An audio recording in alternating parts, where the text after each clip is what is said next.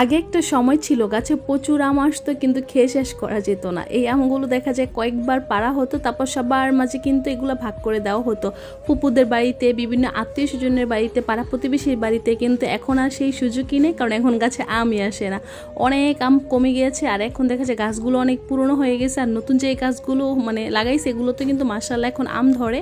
কিন্তু এগুলো যেহেতু গেটের বাহিরের গাছের আম, সেজন্য কিন্তু আমগুলো আমরা ভাগেই পাই না। আম বড় হওয়ার আগে বা পেকে যাওয়ার আগে কিন্তু আম একদম শেষ হয়ে যায়, মানুষ চুরি করে নিয়ে যায়, কি যে একটা অবস্থা বলে। আর এই গাছের আমগুলো না মাশাআল্লাহ অনেক বড় হয়, অনেক সময় দেখা যায় 2টা 1 কেজি, 3টা 1 কেজি বা 4টা 1 কেজি হয় আর কি, এত বড় বড় হয়। আর এই একই রকম গাছ আরেকটা ছিল, কিন্তু এটা কিছুদিন আগেই কিন্তু কেটে ফেলা হয়েছে, ওইটাও কিন্তু ভিডিওতে দেখিয়েছিলাম। আর যে দেখেন আমার ভাই এখন আম পাড়তেছে, আর আমগুলো চাচ্ছিল সে ক্যাশ নেওয়ার জন্য, মানে আমি ক্যাশ নিতাম কিন্তু আমি না ক্যাশ নিতে পারি না, সেই জন্য সে পাতার উপরে ফেলতেছিল যাতে আমগুলো থেতলা না খায়। কিন্তু দেখেন যেগুলো পড়ে যাচ্ছিল ওই আমগুলোই কিন্তু দেখা যায় যে মানে নষ্ট হয়ে যাবে, সেজন্য কিন্তু কাঁচাই আচার দিয়ে ফেলছে। আর বাকিগুলো রেখে দেওয়ার পর কিন্তু মাশাআল্লাহ পেকে গেছিল, খেতেও ভালো লাগছে। এই যে দেখেন আমার ছেলেটা কিভাবে আম টোকাইতেছে, আর সে আম টোকার জন্য এত পাগল কি বলবো। তো আমি তাকে বলতেছিলাম তুমি সরো, তা না হলে মাথার উপরে পড়বে, সেগুলো বুঝতেছেই না, আম পড়বে আর সে দৌড়ে দৌড়ে নেবে, এটাই তার অনেক ইচ্ছে আর কি, তার কাছে এটা অনেক ভালো লাগে।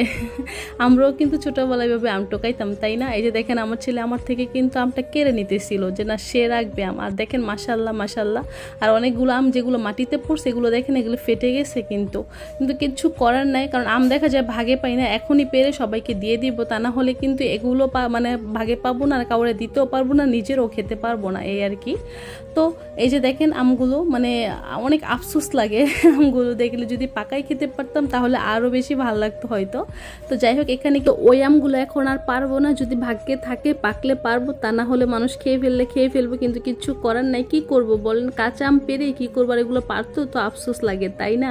আমার ছোট ভাই আমার সাথে দুষ্টুমি করতেছিল, বলতেছে আপু তুমি যদি এই আমের বলটা নিতে পারো আমি তোমাকে কিন্তু টাকা দিব, মানে আমার সাথে সে মানে বাজি ধরতেছিল। আমি বলতেছি আমার পক্ষে কখনো সম্ভব না, আমার টাকাও লাগবে না, আমার নেওয়াও লাগবে না। তো সে কিন্তু নিয়ে দিচ্ছে, আর এখন আমার আম্মু সবাইকে ভাগ করে আমগুলো দিয়ে দিবে।